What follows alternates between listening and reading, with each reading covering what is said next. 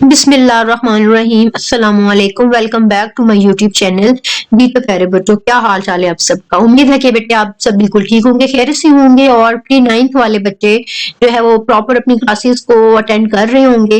जी तो बच्चों, आपसे जो है वो ये कहना था कि इस दफा जो है उन्होंने सिलेबस में आपके स्पेशली इंग्लिश के छोड़ के हर सब्जेक्ट में उन्होंने बहुत ही ज्यादा जो है वो आपके सिलेबस इंक्लूड कर दिया है। बहुत सी ग्रामर की चीजें उन्होंने जो है वो आपके सिलेबस में स्पेशली इंग्लिश और उर्दू में उन्होंने जो है ना वो इंक्लूड की है।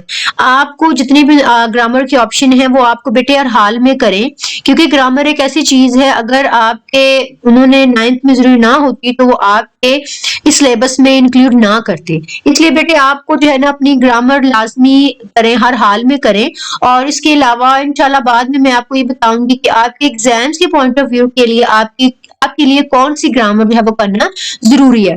और जैसा कि हमने अपनी पिछली वीडियो में डैफोडिल्स की जो एक्सरसाइज फर्स्ट पार्ट मैंने जो है उस पर लेक्चर दिया था, अब इस वीडियो में मैं इसके नेक्स्ट पार्ट पे जो है वो लेक्चर देने लगी हूँ, जो कि बहुत आसान है आपके लिए। उम्मीद है कि आपको बहुत अच्छी तरीके से समझ आई होगी और आपके लिए इतना मुश्किल नहीं होगा इसको समझना। So without any time wasting let's start our lecture. जी तो बच्चों, हमने अपने लास्ट लेक्चर में कोनोटेशन और डेनोटेशन के बारे में पढ़ा था, कि कोनोटेशन के दोनों टाइप्स के बारे में, पॉजिटिव और नेगेटिव के बारे में। अब बेटे यहाँ पर ऑप्शन सी है और यहाँ पर बात करते हैं कि identify synonyms in the poem Daffodils that have similar dictionary definitions but different connotations और इमोशनल अंडरटोन। अब यहाँ पर बेटे अंडरटोन्स। अब बेटे यहाँ पर वो बात करते हैं कि ऑप्शन सी में आप कहते हैं कि डैफोडिल्स के अंदर जो सिनोनिम्स है ना, सिनोनिम से मुराद ये है कि दो डिफरेंट वर्ड्स हैं लेकिन उनके मीनिंग्स जो है ना वो एक है। आप जो है ना उसमें शिनाख्त करें, फिर आप उनमें ये बताएं वो जो मीनिंग्स आपने देखे हैं उनमें आप डिफरेंट कॉनोटेशंस फिर डिफरेंट इमोशंस जो है ना वो आप हमें यहाँ पर बताइए। अब ये करने से पहले जो है वो आपके ऑप्शन सी में जहां पर लिखा हुआ है डिस्कस द डिफरेंट फीलिंग्स और ideas nuance that each word evokes beyond it's basic definitions. तो बेटे यहाँ पर सिनोनिम करने से पहले मैं आपको थोड़ी सी जो है वो इंफॉर्मेशन दूंगी नुयांस की। जी तो बेटे, जैसे कि मैंने कहा कि मैं आपको ये अपने एक्सरसाइज स्टार्ट करने से पहले थोड़ा सा जो है मैं आपको बता दूं कि नुयांस जो है ना वो क्या है। बेटे नुयांस का जो मतलब है वो होता है फर्क, हल्का सा फर्क या कोई छोटी मोटी बारीकियां या छोटा मोटा फर्क। जैसे कोनोटेशन में जो है ना वो हमारे इमोशंस होते हैं, डिफरेंट वर्ड्स को लेकर डिफरेंट इमोशंस होते हैं, वैसे नुयांस जो है बेटे क्या होता है, ये एक हल्का सा फर्क होता है वर्ड्स में। अब वो फर्क क्या होता है वो हम देख लेते हैं। वो कहते हैं nuance refers to the subtle differences in meaning. ये कहते हैं थोड़ा बहुत जो है ना वो मुख्तलिफ होते हैं मीनिंग्स एक दूसरे से, टोन में, एक्सप्रेशंस में, that can change how something is understood और इंटरप्टेड। अब यहाँ पे बेटे क्या बात करते हैं कि नुयांस है बेसिकली जो ऐसा वर्ड है जो क्या करता है कि जो वर्ड्स में आपको थोड़ी सी जो है ना वो डिफरेंस देता है। और वो डिफरेंस क्यों होते हैं? आपके जो शायर होते हैं अगर वो अल्फाज यूज करें तो हम जैसे पढ़ने वाले हैं या जो शायरी के शौकीन हैं उनको पढ़ के इतना मजा आए, इतना वो लुत्फानंदोज हो, हमारे लिए हमारे लुत्फानंदोज होने के लिए जो शायर हैं वो ऐसे ऐसे अल्फाज जो है ना वो जो उनके एक्सप्रेशंस को बनाते हैं कि पढ़ने वाला वाह वाह करता रह जाता है। ठीक है, तो नुयांस जो है ना वो इसी से रिलेटेड है कि उसमें जो है ना वो कुछ ऐसे अल्फाज वो चूज करते हैं जो राइटर्स होते हैं या जो पोएट्री लिखते हैं या पोएम्स लिखते हैं, वो टोन और जो एक्सप्रेशंस होते हैं वो इस तरह से बना देते हैं कि एक समझे जाने के काबिल होता है और वो पोएम जो है ना वो तारीफ के काबिल बन जाती है। आगे वो कहते हैं कि these are the fine details or slight variations that add depth to language and communication। अब यहाँ पर कहते हैं कि ये वो वाली डिटेल्स होती हैं जो एक लैंग्वेज को, ये कह लें कि स्लाइड सी वेरिएशंस होती हैं जो क्या करती हैं, जो लैंग्वेज में मजीद डेप्थ पैदा करती हैं, एक कम्युनिकेशन बना देती हैं इसका जी राइटर का और रीडर का। कि बेसिकली जो है वो जो राइटर ने लिखा है वो कुछ इस तरह से लिखता है कि पढ़ने वाला खुद ही उसको जो है ना वो तारीफ करने लग जाता है कि वाह मजा आ गया पढ़ने में। एग्जांपल के तौर पर वो कहते हैं the words happy and joyful. अब हैप्पी का मतलब खुश है एंड जॉयफुल का मतलब मसरूर है, मतलब दोनों का वर्ड ना सेम है, थोड़ा सा डिफरेंस है उसमें। अब यहाँ पर दोनों का मतलब क्या है, फीलिंग गुड है। but joyful has a more intense and exuberant nuance। अब यहाँ पे कहते हैं कि लेकिन जो joyful है ना वो happy की जगह ज्यादा बेहतर है, ज्यादा अच्छा है। कि जो कुछ भी happy की जगह पे, happy के word की जगह पे अगर joyful को पढ़ेगा तो उसको लगेगा कि हाँ जी वाकई ही राइटर ने जो है ना अपनी राइटिंग में कुछ जो है ना वो ऐसा किया है जिसने हमें मसरूर कर दिया। अब कहते हैं कि in poetry the choice of one word over another, दूसरों के ऊपर एक जो लफ्ज की हमारी चॉइस होती है, इफ दे आर सिनोनिम्स, हत्ता कि अगर वो सिनोनिम्स भी हैं, can create a different emotional impact due to their nuance. अब यहाँ पर वो क्या बात करते हैं, वो कहते हैं कि अगर हम दूसरे अल्फाज की जगह एक ऐसा अल्फाज चूज करें चाहे वो उन अल्फाजों का सिनोनिम क्यों ना हो, तो वो क्या करता है कि वो कुछ इस तरह से हमारे मुख्तलिफ इमोशनल जो है वो क्या कह ले कि एहसासात को इम्पैक्ट करता है, क्रिएट करता है कि हम जो है ना वो बस मसरूर हो जाते हैं कि हम बस कहते हैं कि बस एंड हो गया ना ये चीज जो है ना, वाकई ही जो राइटर ने बता दिया कि उसने वो चीज लिखी है। ठीक है, तो इसी चीज को हम क्या कहते हैं, नोयांस कहते हैं। आई होप कि बेटे आपको अब नोयांस की समझ आ गई होगी। So back to our exercise. जी तो बच्चों अब यहाँ पर वो कहते हैं identify synonyms in the poem Daffodils that have similar dictionary definitions but different connotations और इमोशनल अंडरटोन, अंडरटोन बेटे जो कि मैं आपको बता चुकी हूँ। अब आगे वो कहते हैं कि right sentence is for each word. अब जो हमने सिनोनिम देखेंगे अब उन्हीं का जो है ना हमने सेंटेंस बनाना, मींस जो हाईलाइटिंग द डिफरेंट कॉनोटेशंस, मुख्तलिफ कॉनोटेशंस के साथ जो हाईलाइट वर्ड्स किए गए हैं पोएम में, हमने उनके अब क्या बनाने हैं, सेंटेंस बनाने हैं। फिर वो थर्ड पे कहते हैं कि डिस्कस द डिफरेंट फीलिंग्स और ideas nuance that each word evokes beyond it's basic definition, कि उसकी कहते हैं कि जो बेसिक डेफिनेशन है ना वो जो है ना वो हमने डिस्कस करनी है मुख्तलिफ आइडियाज के साथ। जी तो बेटे आगे 4 में बात करते हैं कि examine how the choice of a particular word affect the meaning and tone in a different context. तो यहाँ पर बेटे हमने 4 चीजें करनी है। चौथी जो है ना वो लाइन में वो कहते हैं कि examine how the choice of a particular word affect, जो खास अल्फाज हैं जिनकी चॉइस है वो किस तरह से अफेक्ट करते हैं the meaning and tone in a different context, के मुख्तलिफ कॉन्टेक्स्ट में जो टोन और मीनिंग के साथ वो किस तरह से अफेक्ट करते हैं राइटर पर या पढ़ने वाले पर। तो हमने 4 चीजों को जो है ना वन बाय वन एक्सप्लेन करना है। तो सबसे पहले हम एग्जांपल देख लेते हैं। एग्जांपल के तौर पर उन्होंने यहाँ पे लिखा हुआ लोनली वर्सेस सॉलिटरी, कि लोनली और सॉलिटरी जो है ना वो क्या है, मतलब दोनों का मतलब एक ही है लेकिन हमने उसको डिफरेंट कॉनोटेशन के साथ देखना है। अब यहाँ पर कहते हैं कि lonely versus solitary are the words with similar denotations, के दोनों के मीनिंग एक ही है, दोनों के जो बामुहावरा मीनिंग है ना वो दोनों का तन्हा ही है। जी तो बेटे अब यहाँ पर जैसे मैंने कहा कि डोनोटेटिव मीनिंग्स मतलब दोनों के एक ही हैं, being without company isolated, बिल्कुल तन्हा या किसी कंपनी के बगैर, लेकिन जो क्वालिटेटिव मीनिंग होंगे ना वो इन वर्ड्स के मुताबिक होंगे। हो सकता है जो है वो एक का पॉजिटिव हो और एक का नेगेटिव जो है ना वो मीनिंग हो। लाइक यहाँ पर बताया हुआ है कि often carries a negative connotation applying, कि अक्सर औकात जो है ना वो नेगेटिव जो कॉनोटेशन है ना, नेगेटिव जो इमोशंस होते हैं वो इस पर जो है ना वो जी तो sadness, dissolution and sense of abandonment. Abandonment में किसी चीज को छोड़ देना, बिल्कुल जो है ना अपने आप को तर्क कर देना हर चीज से। अब यहाँ पर जो है सबसे पहले उन्होंने यहाँ बताया कि सॉलिटरी का जो डेनोटेटिव है ना वो क्या होता है, existing alone not being with others, बिल्कुल तन्हा रहना और नॉट बीइंग विद अदर्स दूसरों के साथ ना होना। अब कॉलिटेटिव मीनिंग हम देखते हैं कि सॉलिटरी जो है ना वो किस फॉर्म में आ रहा है। यहाँ पर कहते हैं जनरली न्यूट्रल और positive, suggesting peacefulness, self-sufficiency and a deliberate choice to be alone। कि यहाँ पर इसका मतलब जो ना पॉजिटिव लिया गया है।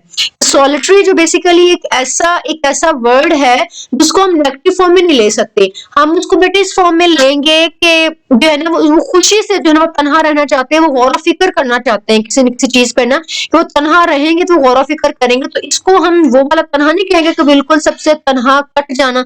यहाँ पर सॉलिटरी को हम बोलेंगे कि आपकी ये खुद की चॉइस है अलग रहना ना, तन्हा रहना, ताकि आपको जो भी काम मिला है या आप कोई चीज लिखना चाह रहे हैं, कोई स्टोरी लिखना चाह रहे हैं, कोई पोएट्री करना चाह रहे हैं या खुद तन्हा रहना चाह रहे हैं, तो फिर आप सॉलिटरी वाला वर्ड जो है ना वो इस्तेमाल करेंगे। क्यों? क्योंकि जो चीज आप एक सुकून में परसुकून में गौर फिक्र तन्हाई में आप कर सकते हैं वो आप जो है वो सबके बीच में रहकर नहीं कर सकते। आई होप बेटे आपको यहाँ पर सॉलिटरी की जो है ना वो कॉनोटेटिव मीनिंग समझ आया होगा कि आपकी खुद की चॉइस होती है तन्हा रहना, choice to be alone। आगे हम connotations and nuance फिर से आ गया है, तो बेटे nuance की हम बात करें तो मैंने आपसे बेटे पहले कहा कि nuance एक ऐसा वर्ड है जो कि राइटर को या कोई भी शायरी लिखने वाले को या कोई भी पोएम लिखने वाले को बताता है कि आपने ऐसा कौन सा वर्ड इस्तेमाल करना है जो कि ऑडियंस को अट्रैक्ट करे। लाइक यहाँ पर वो कहते हैं कॉनोटेशंस हमारी फीलिंग्स है और नुआंस हमें ये बताता है कि आपने कौन सा वर्ड ऐसा चूज करना जो कि आपके लिए प्रेजेंटेबल हो, जो कि ऑडियंस को ग्रैब करे, ऑडियंस के टेंशन को ग्रैब करे। अब यहाँ पर बात करते हैं कि the nuanced difference between the words lonely and solitary which have similar denotative meanings but different connotations and implications। बेटे यहाँ पर बात करते हैं दोनों के जो मीनिंग्स हैं वो एक ही हैं, लेकिन वो उनकी जो कॉनोटेशंस है ना वो डिफरेंट है, उनके एप्लीकेशंस डिफरेंट है। वो हम खुद देखेंगे कि हमने उसको अप्लाई कब और कहाँ कैसे करना है इन दोनों वर्ड्स को, लॉन्ली और सॉलिटरी को। तो जी तो बेटे एक और बात आपने बेटे याद रखनी है कि ये जो सारा कुछ मैं आपको पढ़ा रही हूँ या बाकी टीचर्स आपको स्कूल में पढ़ा रहे हैं या ट्यूशन पे पढ़ा रहे हैं, बेटे ये जो है वो अभी चूंकि सिलेबस आपका नया है इस वजह से आपने हर चीज को पढ़ना है, लेकिन ये जो चीजें हैं ना ये आपके याद करने वाली, लाइक कह लें कि आपको जो है आपके माइंड में रखने वाली है। आप ये नहीं कह सकते कि हम इन्हें छोड़ दें। हाँ आप जो है ना वो अगर आपको अनइम्पोर्टेंट लग रहा है, अनइम्पोर्टेंट तो वैसे है नहीं, ये इम्पोर्टेंट है क्योंकि आपके पोएम के रिलेटेड है। हो सकता है कि आप जब फर्स्ट ईयर मैट्रिक में या सेकंड ईयर में जाएं तो ये चीजें आपको पहले से पता हो। ये अगर उन्होंने आपके सिलेबस में ये चीजों को ऐड किया है तो उसका मतलब ये है कि ये चीजें आपके माइंड में होनी चाहिए। आप इनको प्रॉपर ना याद करें, लेकिन इनके जो मीनिंग्स है ना उनको आप याद रखें कि बेसिकली होते क्या है and why we use it, कि हम इन्हें क्यों यूज करते हैं। आगे बेटे आगे चलते लॉन्ली में। अब कहते हैं लॉन्ली में नुआंस अगर हम देखें कहते हैं applies on emotional state where the absence of others is painful undesirable. अब नुआंस क्या बताता है कि ये लॉन्ली वहां पर अप्लाई होता है, ये लॉन्ली उसके लिए होता है कैसी इमोशनल स्टेट होती है जहां पर जो दूसरों की जो गैर मौजूदगी है ना वो आपके लिए तकलीफदा होती है या जो है वो बर्दाश्त के काबिल नहीं होती। लाइक आप तन्हा हैं और आप चाहते हैं कि आप तन्हा नहीं रहना चाहते, वहां पर जो है वो आप जो वो लॉन्ली ही यूज करेंगे, सॉलिटरी को यूज नहीं करेंगे, क्योंकि सॉलिटरी जो है ना वो आपकी खुद की चॉइस होती है तन्हा रहना, लेकिन जो लॉन्ली होता है ना वो आपकी चॉइस नहीं होती तन्हा रहना। आप उस चीज को बर्दाश्त नहीं कर पाते कि व्हाई आई एम अलोन, कि मैं तन्हा क्यों हूं।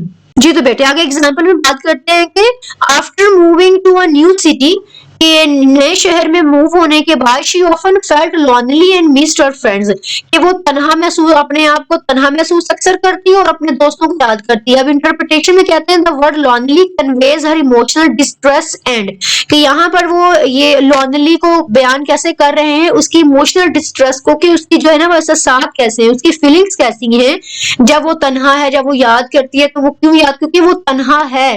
अपने दोस्तों को याद करते वो कैसे बैठते थे, कैसे बातें करते थे, उस चीज को जो है ना मिस करती है।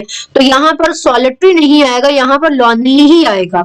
जी तो बेटे आगे नेक्स्ट पेज पे बात करते हैं सॉलिटरी की। नुआंस में कहते हैं suggest a state of being alone that is not necessarily negative and can be peaceful और इंट्रोस्पेक्टिव। जी तो बेटे यहाँ पर वो बात करते हैं कि suggest a state of being alone, यहाँ पर तो ये कह लें कि सजेस्ट किया जाता है कि आप तन्हा बैठ के ना ये काम कर लें, आपसे ज्यादा बेहतर होगा। इस तरह से हम ले सकते हैं स्टेट ऑफ बीइंग अलोन में। That is not necessarily negative, ये जरूरी नहीं है कि हम इसको मनफी मायनों में लें। एंड कैन बी पीसफुल और इंट्रोस्पेक्टिव, हो सकता है ये हमारे लिए सुकून का हो, हम खुद चाहते हो कि हम तन्हा रहें और अपने माइंड को जो है ना वो पीसफुल करें। होप सो बेटे आपको ये समझ आई होगी। आगे एग्जांपल में देखते हैं, कहते हैं he enjoyed his solitary walks in the forest, कि वो अपनी तन्हा वाली वॉक को फॉरेस्ट में एंजॉय उसने किया। Finding peace in the quiet, और उसने खामोशी में सुकून महसूस किया। अब इंटरप्रिटेशन में कहते हैं the word solitary indicate a positive chosen state where being alone is enjoyed and valued. कहते हैं कि यहाँ पे सॉलिटरी जो है ना पॉजिटिव को इंडिकेट करता, जाहिर करता है, and chosen state where being alone, और वो उसने खुद को, ये जो खुद अपनी स्टेट को चुना कि वो तन्हा रहे ताकि वो एक खामोशपन को जो है महसूस कर सके, उसको एंजॉय कर सके। आई होप कि बेटे आपको इस एग्जांपल की बहुत अच्छे तरीके से समझ आई होगी। अब चलते हैं हमारी अपनी जो है वो अगली एग्जाम्पल की तरफ। जी तो बेटे एग्जाम्पल तो एक ही थी, अब मैंने कह दिया अगली एग्जाम्पल की तरफ, अब अगली एग्जाम्पल की तरफ नहीं, अब आगे जो है वो हम अपने जो उन्होंने हमें ऑप्शन दिए हुए हैं हम उन ऑप्शन को देखते हैं कि यहाँ पर सिनोनिम्स कौन से दिए हुए हैं। तो यहाँ पर बेटे जो लॉनली और सॉलिट्यूड जो है वो सिनोनिम, तो दोनों का मतलब एक है। लॉनली जो लाइन 1 में ये कन्वे करता है, convey a sense of isolation and sadness, कि यहाँ पर लॉनली जो है ना वो तन्हा और अफसुर्दगी को शो करता है। लाइन नंबर 22 में सॉलिट्यूड को सजेस्ट किया गया है, उसका मतलब है peaceful reflective state of being alone, कि उसके लिए तन्हा रहना सुकून का है, वो वहां पर उन डैफोडिल्स में रहकर बहुत ही ज्यादा सुकून महसूस कर रहा है। उसको ये भी नहीं है कि मैं तन्हा हूँ, वो अपनी तन्हाई को वो अपनी तन्हाई को बहुत ही ज्यादा एंजॉय कर रहा है। बट आगे कहते हैं both words refers to being alone but lonely has a negative connotation while solitude is more neutral और इवन पॉजिटिव। अब यहाँ पर जो लोनली है ना वो नेगेटिव, वो हमें मनफी ऐसा साथ दे रहा है, मनफी एक्सप्रेशन दे रहा है, लेकिन सॉलिट्यूड है वो हमारे लिए पॉजिटिव एक्सप्रेशन जो है वो लेकर आ रहा है। आगे बात करते हैं फ्लटरिंग और डांसिंग की। अब दोनों का मतलब ही डांस है। अब कहते हैं employees light delicate movement often associated with fragility और uncertainty। तो बेटे यहाँ पर वो बात करते हैं कि यहाँ पर जो फ्लटरिंग और डांसिंग जो है ना वो बेयकीनी और ये कह लें कि एक नजाकतपन को जो है शो करते हैं। अब यहाँ पर अगर डांस की बात करें, नजाकतपन से बात, फ्रैजिलिटी से बात यह है कि फ्लटरिंग, अब यहाँ जैसे कि तितलियां हैं तो बड़ी ही नजाकत से, बड़ी ही एक अच्छे तरीके से, बड़ी ही अब ये कह लें कि इतने प्यार से वो फ्लटर करती है, फुड़फुड़ाती है कि हमें दिखाई देती, बहुत प्यारी लगती हैं। यहाँ पर अगर डांसिंग की बात करें तो लाइन नंबर 6 में कहते हैं suggest Joy celebration and purposeful movement, के एक मकसद के तहत वो मूवमेंट अपनी कर रहे हैं, कोई सेलिब्रेशन करने के लिए, कोई खुशी को एंजॉय करने के लिए। तो आगे कहते हैं बोथ डिस्क्राइब मूवमेंट। अब दोनों ही का मतलब मूवमेंट है, फ्लटर में भी तो मूवमेंट हो रही है और डांस में तो हो ही मूवमेंट रही है, but dancing carries a more joyful and lovely connotation. लेकिन जो डांसिंग है ना वो बड़ा ही एक मिसरत भरा, बड़ा ही खूबसूरत सा जो है ना वो कॉनोटेशन, मिसबत कॉनोटेशन हमारे लिए लेकर आ रहे हैं, क्योंकि अब डांस जो है नजाकत में नहीं, नाचना जो है ना वो नजाकत में नहीं हो सकता। और डैफोडिल जो है ना फ्लटर भी कर रहे हैं, लेकिन डांसिंग जो है ना वो ज्यादा बेहतर और सूटेबल है। जी तो बच्चे आगे है गेज्ड और स्टेयर्ड, दोनों का मतलब ही जो है वो घूरना है। अब यहाँ पर लाइन नंबर 17 में कहते हैं ये implies a prolonged thoughtful and appreciative look, ये किसी को जो है ना एक सोचदार अंदाज और किसी को तारीफ दे अंदाज में जो है वो गेज करना होता है। और stared if used instead would suggest a more fixed possibly weekend और इंटेंस लुक। अब ये आपको खालीपन सा जो है ना वो खालीपन, खाली दिमाग, कि अगर किसी को देख रहे हैं तो आप में कोई वजह नहीं है कि व्हाई यू आर स्टेयरिंग, आप जो है ना वो क्यों घूर रहे हैं समवन, कि आप किसी को क्यों घूर रहे हैं, आपको उसमें कोई बेमानी है घूरना। गेज में अगर आप देखोगे तो गेज में आप किसी को देख रहे हो, उसने कपड़े इतने प्यारे पहने हैं तो आपकी नजर में जो है ना वो तारीफ होगी। लेकिन अगर आप उसको स्टेयर की नजर से देखोगे तो स्टेयर में घूरने में ये होगा कि उसमें जो है ना आपने कोई ऐसी चीज देखी जो कि आपको नापसंद लगी है।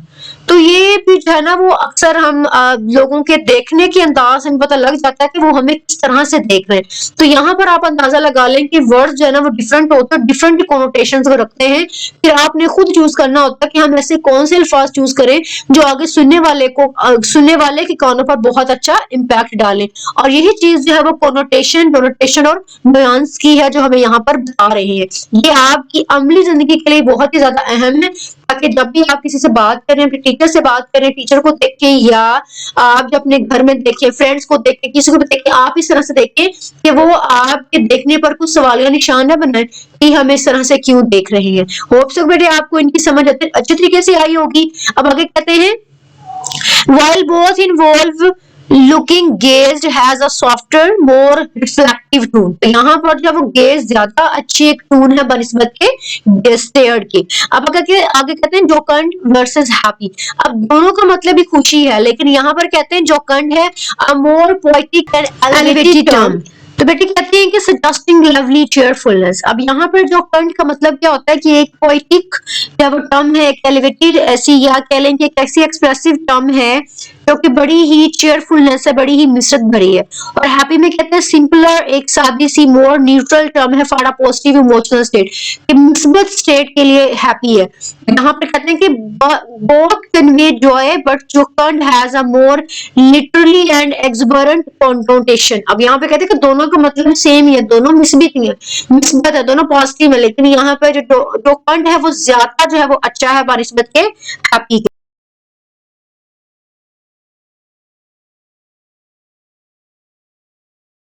आगे हमारा ऑप्शन 2 में वो कहते हैं कि right sentences for each word, जो कि हाईलाइट किए गए हैं, अब उनका सेंटेंस बना दीजिए।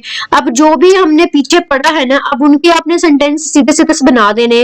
लाइक लॉनली वर्सेस सॉलिट्यूड में, lonely after moving to a new city she felt lonely without her friends, and solitude में he enjoyed the peaceful solitude of the mountains away from the noise of the city. अब अगर fluttering और dancing में कहते हैं fluttering, the butterfly was fluttering its wings gently in the breeze। और dancing में कहते हैं the children were dancing with joy at the festival। जी तो बेटे अब आगे जो है वो कहते हैं गेज्ड वर्सेस स्टेयर्ड। गेज में she gazed at the stars lost in thought, कि वो स्टार्स को घूर रही थी और अपने थॉट्स में वो खो गई। आगे वो कहते हैं स्टेयर्ड में he stared at a stranger feeling uneasy, कि वो जो है ना वो एक अजनबी को घूर रहा था, ठीक है, और उसने अपने आप को गैर जो है ना वो ये कह लें कि उसने अपने आप को आरामदायक महसूस नहीं किया। आगे जो कंड वर्सेस हैप्पी, जो कंड मीन जो कंड crowd celebrated the victory with songs and laughter. वहां पर कहते हैं जो खुश खरम क्राउड था ना, उसने क्या किया, उसने गानों और जो वो लाफ्टर के साथ विक्ट्री को, फतह को सेलिब्रेट किया। हैप्पी में she felt happy when she received the good news, उसने खुशी महसूस की जब उसने अच्छी खबर वसूल की। और जी बेटे आगे बात करते हैं examine how the choice of a particular word affect the meaning and tone in a different context. तो बेटे यहाँ पर मैं आपको ये कहूंगी कि आपको हर बहुत ज्यादा कुछ करने की जरूरत नहीं है, आप सिर्फ लॉनली और सॉलिट्यूड पे ही बता दें कि कॉन्टेक्स्ट 1 में वो क्या कहती है, she felt lonely in the crowded room, ये बहुत हजूम वाले रूम में उसने अपने आप को तन्हा महसूस किया। मीनिंग में कहते हैं she felt isolated and sad despite being surrounded by people, कि उसने अपने आप को तन्हा महसूस किया, हालांकि उसके गिर्द बहुत सारे लोग थे, लेकिन फिर भी उसने अपने आप को तन्हा महसूस किया। कि वो कहती है कि मतलब उसने ये सोचा कि उसके गिर्द लोग भी, लेकिन फिर भी वो ऐसी समझ रही है कि वो बिल्कुल तन्हा है। और टोन में कहते हैं मेलोकोलिक और नेगेटिव है, कहते हैं कि वो नेगेटिव और मेरे कितने लोग भी हैं फिर भी वो अपने आप को महसूस करे वो तन्हा है। और कंटेक्स्ट में कहते हैं she enjoyed the solitude of the quite library, कि वो एक खामोश लाइब्रेरी बिल्कुल तन्हा थी और उसने जो है ना उस पीसफुलनेस तन्हाई को उसने महसूस किया, अच्छा महसूस किया, उसने लुत्फ अंदोज हुई। अभी यहाँ पर मीनिंग में कहते हैं she appreciated the peace and quiet of being alone, उसने अपने आप को तन्हा समझना, खामोश समझना और सुकून महसूस किया। और यहाँ पर रिफ्लेक्टिव एंड पॉजिटिव, यहाँ पर जो है वो एक पॉजिटिव टून हमें मिल रही है। अब इम्पैक्ट क्या हुआ, द चॉइस ऑफ लॉनली, अब लॉनली की जो चॉइस है ना एम्फसाइजिंग सैडनेस एंड आइसोलेशन, हमारी तन्हाई और हमारी अफसुर्दगी को ये जाहिर करती है लॉनली। और सॉलिट्यूड किसको शो करती है, highlights peace and intentional alone time, तन्हा वक्त को और सुकून को जो है ना वो महसूस किया जाता है सॉलिट्यूड के थ्रू। जो बेटे होप्स हो कि आपको इस एक्सरसाइज की इस पार्ट की बहुत अच्छे तरीके से समझ आई होगी। हमारा लास्ट पार्ट रह गया है, इंशाल्लाह वो भी मैं आपके साथ जल्दी शेयर कर दूंगी। तो अपना बहुत सारा ख्याल रखें, इंशाल्लाह अगली वीडियो में मुलाकात होती है। और थैंक यू फॉर वॉचिंग, और मेरे चैनल को सब्सक्राइब कर दें ताकि हर आने वाली नई वीडियो आप तक पहुंचती रहे।